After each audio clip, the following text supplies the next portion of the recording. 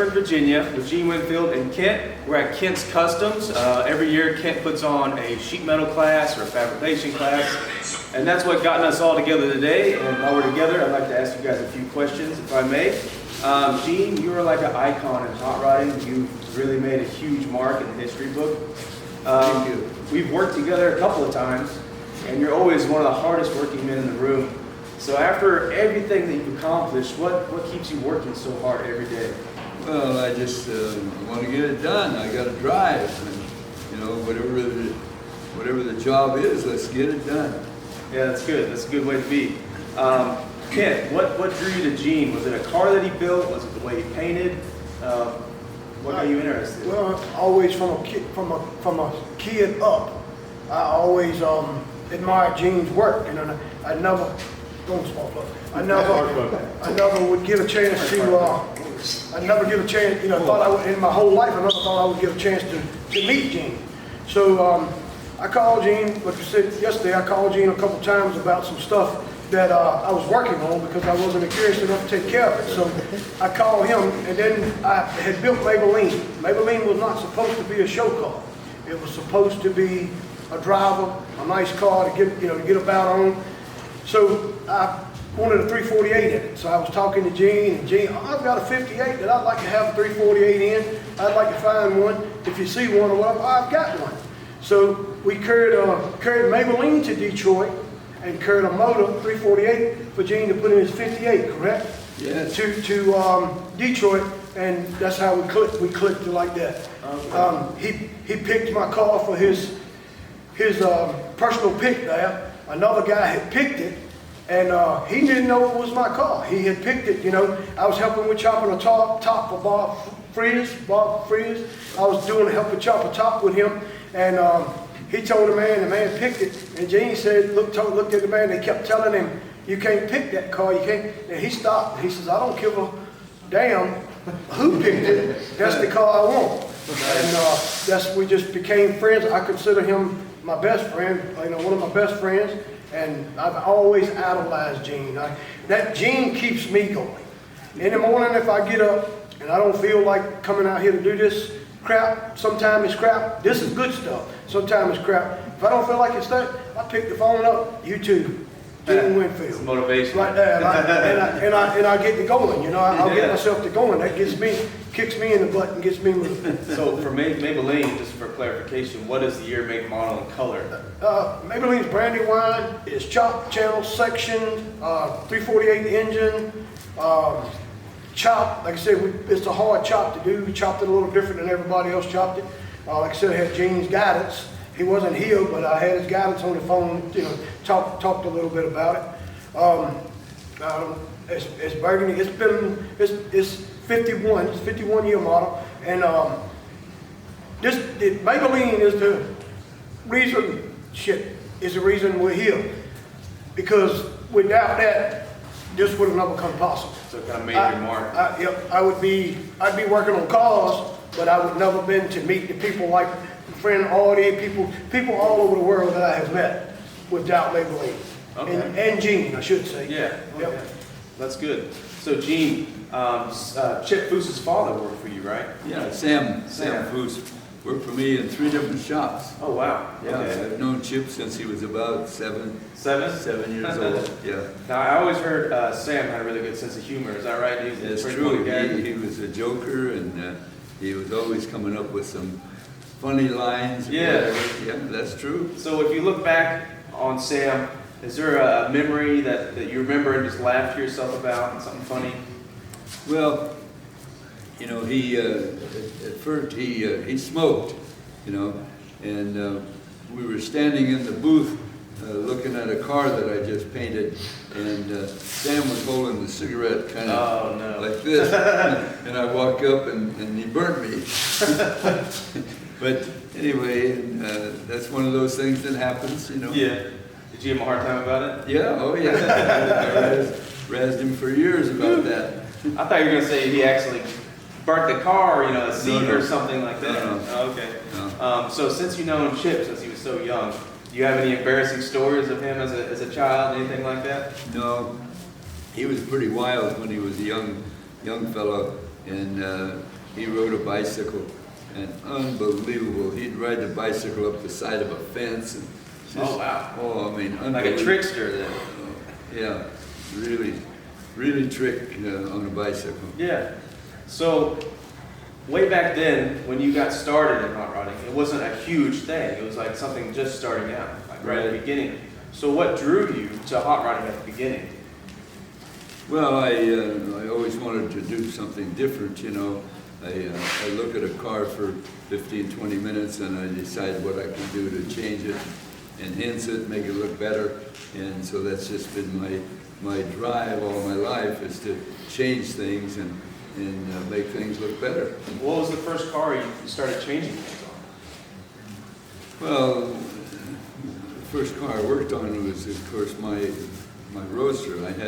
First I had a 30 Model A Roadster, and I changed it. And I probably changed the bumper 6 different times, you know, because I didn't know what to do, you know, and so I had to experiment and make changes, and I'd try something and see if I like it, and then if not, I'd change it and try something else. Oh, nice. And so that was my first real car to work on, and then later I got into the customs, and you know, back in those days, I had very few people to look up to or to realize what they were doing, but Dick Bertolucci was in Sacramento, and here in Westergaard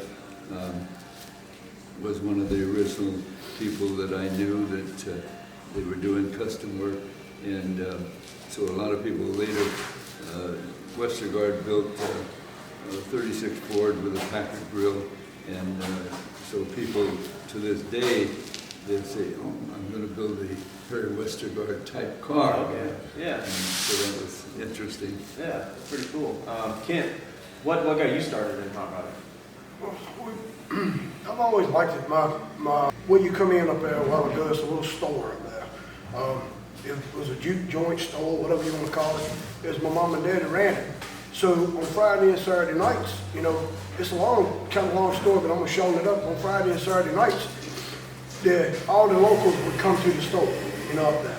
So here's about, everywhere's about a Ford, Chevrolet, you know. So up there they would get to arguing, you know, like Ford, Chevrolet. So on Friday night, we would place bets, you know. I want to run you. We're gonna go. I want you to. We're gonna drag race. I'm a little lad, you know, 8, 9 years old, and I'm gonna race and we want to race and all that. So what they would do on Saturdays, everybody would come here and work on their cars. So me, you know, I was curiosity at first, and then I got to watching so much.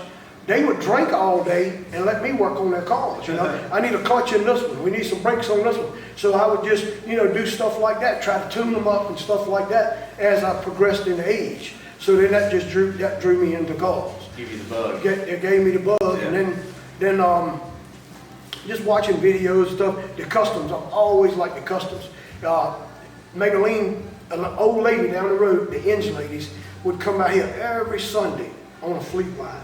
Like Maybelline, 3-speed on the column, and just ride on by, going to the family house to have, you know, lunch, supper, whatever they were having, and then they would come back by. And I'd be out in the yard, we'd be out in the yard, and my daddy would say, you know, that's an ugly, you know, it's an ugly car. I don't know why anybody would want that, And I heard that all my life, but I thought the car was pretty.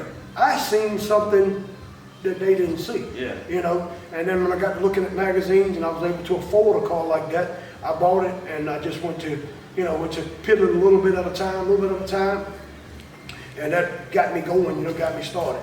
But I've always, my whole life, I mean, I was painting with my daddy at 10 years old, you know, in the paint booth painting with my daddy. My daddy painted. He didn't do as much as mechanic work or custom work, but he was a hell of a painter. Nice. You know, so he that's what got me going in it. Gotcha. And then another thing, I didn't have no choice I don't have a degree, I don't have nothing like that. So that was my trade to make my living. Oh, okay. So that got me in it, you know. Yeah, that makes sense. I grew up in a generation where I watched hot rodding on TV and idolized a lot of people like yourself. One of my favorite episodes was Monster Garage with Jesse James and you and Norm and George Barris. That was an awesome episode. Was that the first time you worked with any of those guys? Have you worked with those guys before? No, that was the first time. Oh, okay. What was it like working with a crew of everyone just really good at their trade? It was good. It was okay, you know. And I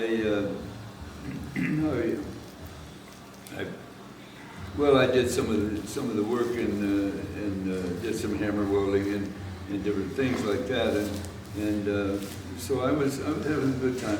Yeah, that's good. So you do paint, you do body work, you do fabrication. Yes. What do you like doing the best? Well, I like to create, so I like to do the original body work where I change things and create something that's a little different, so that it's pleasing to my eye. Yeah. You know, I like to create things that I like, and I don't care who else. That's the artist in you, for sure. You like putting your signature on everything. So you do a little bit of everything. Is there anything that you dread doing? Do you not like to wire, or is there something like that? Well, I don't do any wiring whatsoever. I let somebody else do that. Yeah. But I like to create and change and do the body work and stuff. So that's what I like to do. Yeah. Now, Kent, you're kind of like me. We're kind of a men of many hats. Yeah. What do you like to do when it comes to a full build?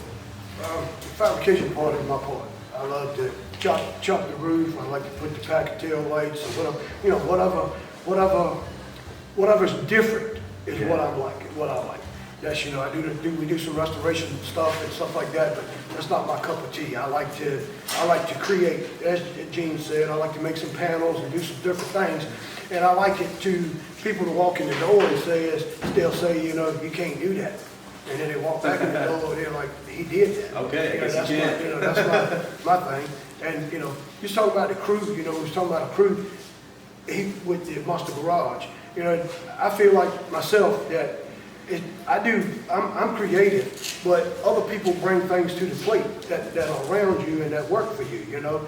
And like with me, it's my son and Lenny and Mikey and the guys that work here, you know, with us, that work here with us. It's not just me that creates it. It's that whole group of people that creates it, you know. Yeah. Like I'll be working on something, and AJ's much younger than I am. And I'll be working on something. I'm stuck in this. I'm stuck right here. This is what I want. Yeah. And he'll come up and he'll say, well, why don't you do it this way? Get out of here, man. I'm doing this. I'm doing this. Get out of here. I'm doing this. And then I'll stop. He'll tell me. We'll argue for 15 minutes. And then he'll tell me what he was talking about. And I'm like, lo and behold, he's right. You know, I just saved myself an hour or two. Yeah. You know, same with everybody else, you know, that you feed off of. I feed off of everybody in here, you know, that we're taking the class. And like I said yesterday, the guys taking the class, it's a wealth of knowledge in this building. You know, just everybody. It's a wealth of knowledge. Bunch of experience. Yes, sir. Is there anything that you don't like to do that you dread doing? Yes, sir. Dealing with the public. Yeah. Dealing with customers. Dealing with. I hate to tell a man that that's the worst part of my job. I hate to tell a man that you just went somewhere else and you spent $4,000, and now we got to get rid of all of that. You know what I'm saying? Yeah. That's my bad. That's the bad thing. Yeah. But everything else I love. Oh yeah. Yeah, one of the big things of our job is fixing other people's mess ups, you know, Yep. mistakes and stuff. Gene, I'm a huge Flathead guy, Flathead fanatic. Like, they're making a big comeback in my eyes. Right. You started out racing Flatheads, right? Oh, yeah. So I poured and relieved them and did all kinds of trick stuff, and I still love flatheads, and I have 2 flathead motors right now. Oh, nice. What's the fastest you've ever been in a Flathead car? 147. Wow. Gosh. What transmission was in that car?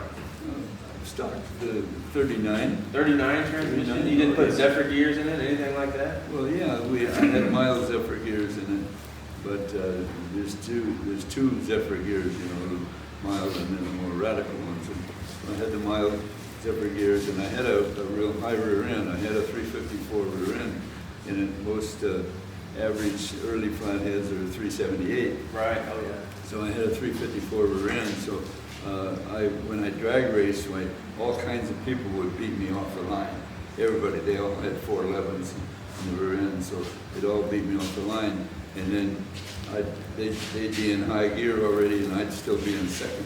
Oh man. With Zephyr gears and the high rear end. Yeah. And so I'd beat them all on the top end. Oh yeah, because a Flathead's not a high RPM engine, so you're in the power range probably still.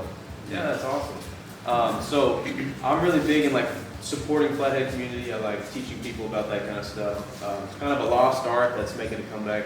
So if someone was building a Flathead to race, what is the most crucial thing to do to it? Well, you got to pour it and relieve it.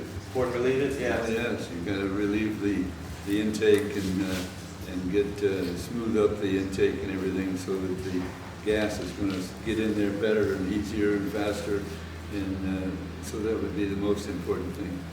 Now on your that car you went that fast in, what was that in? What car was that?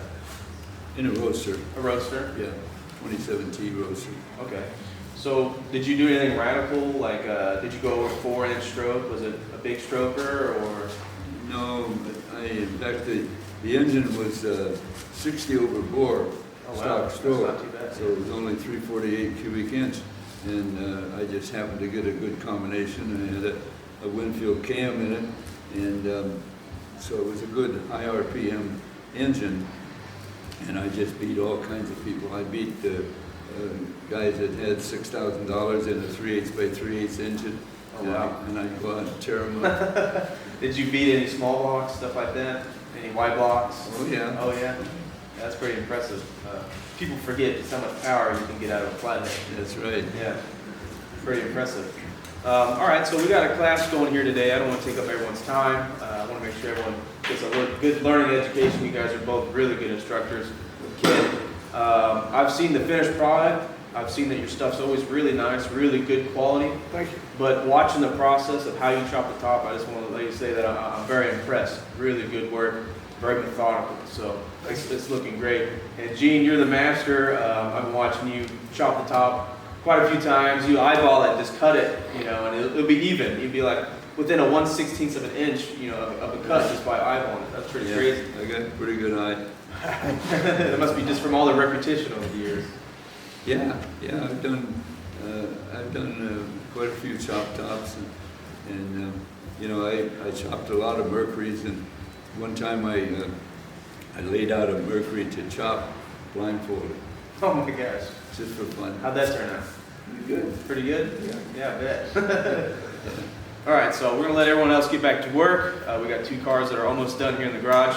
So make sure you go check out Speed and Culture magazine. We want to give you a magazine for your flight home. What magazine? Speed and Culture. Speed and Culture. Yes, sir. Very nice. Yeah, so you can enjoy that on your ride home. What a nice cover. Oh yeah, it's a double cover, so you can flip it both sides and Oh, really? see some really cool cars. Trying to idolize the history of America. So we like a lot of traditional type hot rods in the magazine. Sounds So it great. should be right up your alley. All right, thank you Yeah, very thank much. you for the interview. Thank you, Kent, for allowing us to be here. This is Zach. Have a good one.